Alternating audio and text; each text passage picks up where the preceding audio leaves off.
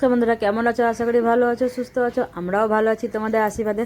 তো আমি টুম্পা, আমার একটা ছোট্ট পরিবার থেকে সবাইকে স্বাগত আর অনেক অনেক ভালোবাসা নিয়ে আবারও চলে এসেছি নতুন একটা ব্লগ নিয়ে। তো চলো আজকে ব্লগটা স্টার্ট করলাম প্রায় 10:30 মতো বাজে, তো তখন থেকেই শুরু করলাম আর কি, সকাল থেকে আর শুরু করিনি। তো দেখো এদিকে রান্না বসিয়ে দিয়েছি আর এদিকে হচ্ছে আমি একটু বাটার টোস্ট করে নিচ্ছি আমাদের দুজনের জন্য, শাশুড়ি মার আর আমার জন্য। তো এখানে দেখো কিছু পাউরুটি সেঁকে নিয়েছি, তারপরে পাউরুটির মধ্যে বাটার লাগিয়ে নিয়েছি, বাটার টোস্ট আর কলা।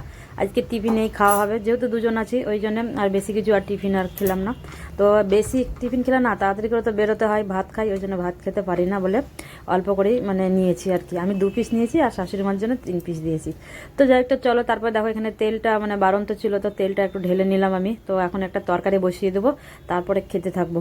তো এদিকে ভাত আর ওই তরকারিটা হতে থাকবে, ততক্ষণ আমাদের খাওয়া হয়ে যাবে। তো যেহেতু একটু তাড়াহুড়ো আছে, তাড়াহুড়ো তো আজ বলে না রোজই থাকে আমার, তো ওই জন্য বললাম না গ্যাস ফাঁকা রেখে কোনো ইয়ে নেই।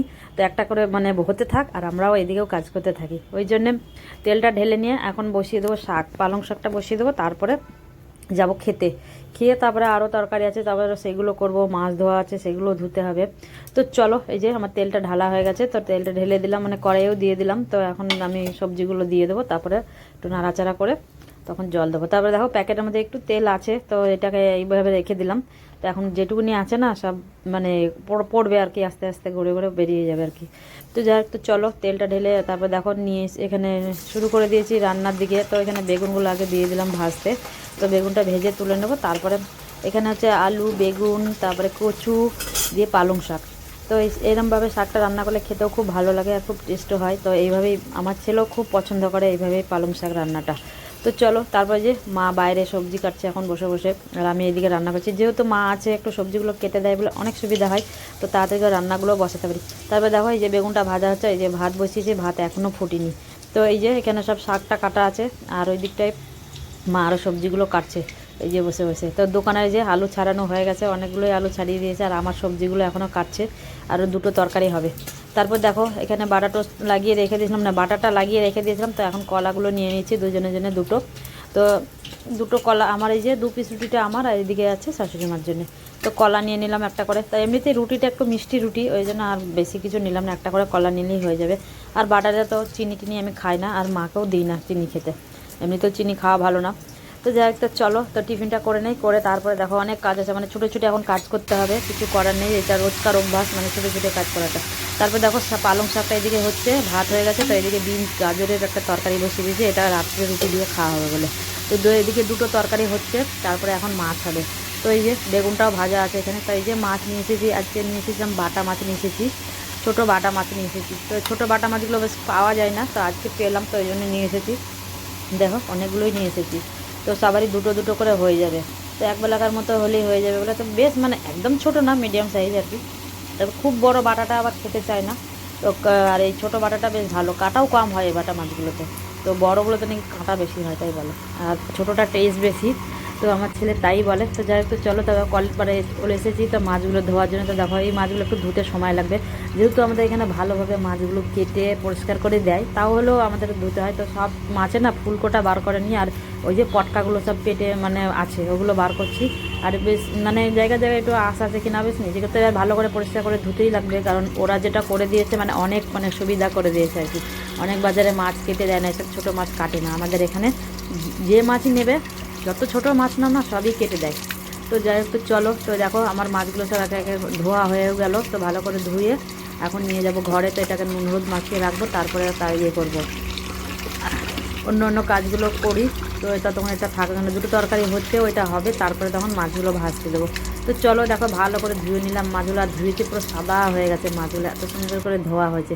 তারপরে ঘরে নিয়ে চলে এলাম। তো দেখো মাছটাকে একটু নুন হলুদ মেখে নেব, মেখে রাখবো। তো ওই তরকারিটা এখনও হয়নি, হয়ে গেলে তারপরে মাছটা ভাজতে দেবো।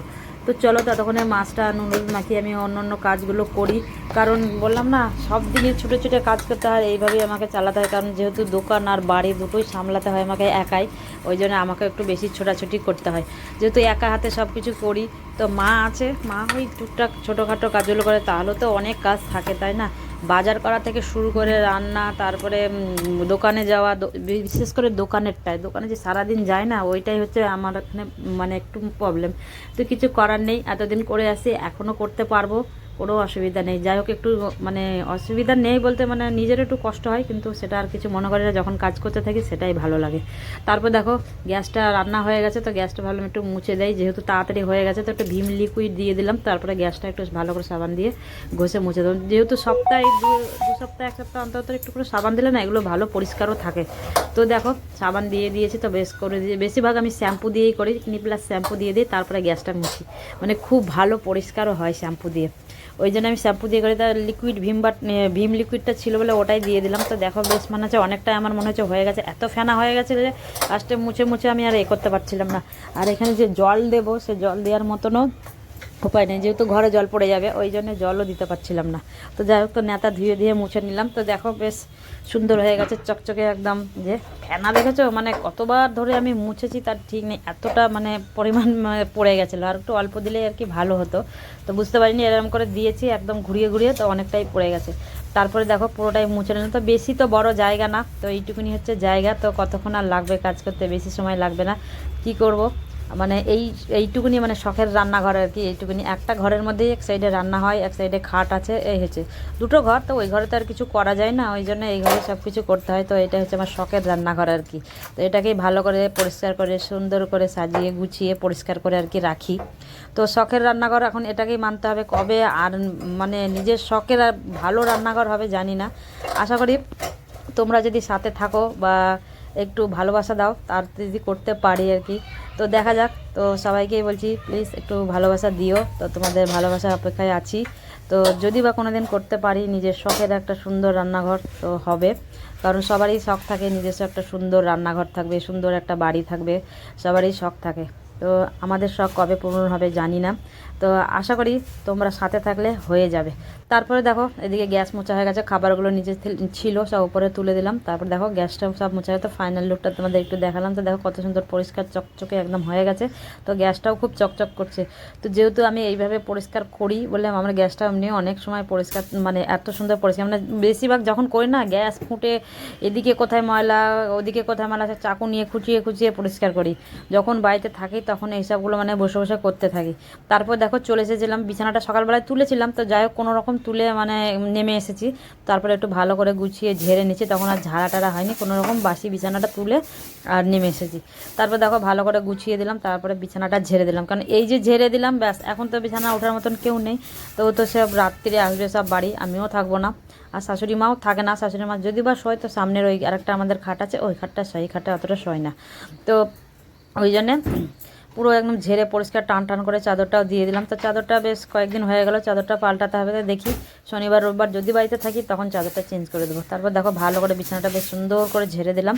তো এরম করে কাজ করে রাখলেও বেশ ঘরটাকেও দেখতেও ভালো লাগে, আর নিজেকেও মানে নিজেকেও একটা মনটা খুব ভালোই লাগে যে এত সুন্দর মানে ঘর দর গোছানো পরিষ্কার থাকে।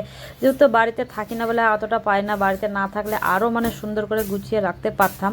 যতটুকু পারি ততটুকুনি করি, কি করব কিছু তো করার নেই। তো যাই হোক তারপর দেখো এদিকে সব হয়ে গেছে। তো ঘরটা যে খাটটা ঝেড়েছিলাম তো একটু নোংরা পড়েছে, তো ঘরটা ঝাড় দিয়ে নিচ্ছি। মা সকালবেলায় ঘরটা মুছে দিয়েছিল আমি বাজারে গেছিলাম যখন। তারপরে দেখো আমি ঝাড় দিয়ে নিচ্ছি। বললাম না ঘর তুমি যতবারই ঝাড় দেবে ততবারই ময়লা বের হয়, বিশেষ করে আমাদের ঘরে, কারণ আমাদের এই বাইরে আর ঘরে হয় না, এই জন্য বেশি ঘরে আমাদের নোংরাটা হয়। তারপরে যাই হোক তো ঘরটা পরিষ্কার, রান্নাবান্নার পরে যে ঘর মর ঝাড় দিয়ে নিই না, বেশ সুন্দর একটা ঝরঝরে একটা লাগে আর কি। তারপরে দেখো রান্না করার পরে সব ঘর ঝাড় দিয়ে নিলাম। তারপরে তো খাবারগুলো তো উপরে তুলে দিয়েছি, তারপরে একটু বাদে আবার বসতে হবে খাবার মানে খাবো তার জন্যে।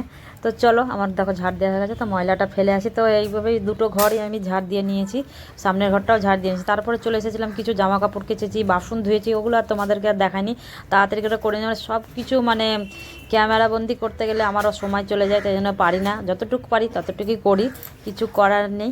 তারপর দেখো জামা কাপড় কাচা হয়ে গেছে, সেগুলো মেলতে এসেছি। তো এখানে সব জামাকাপড়গুলো মেলে দেবো একটু একটু করে। তারপরে মেলে দিয়ে যাব স্নান করতে, স্নান করে খেয়ে তারপরে বেরোতে হবে দোকানের জন্য। তো দোকানে গেলে সারাদিনের মতো সেই তো রাত্রিরে বাড়ি আসবো। তারপরে দেখো সব জামাকাপড়গুলো মেলে দেই। তো এখন আর সকালবেলায় জামাকাপড়গুলো ধুই না, ধুই এখন বেলাতে।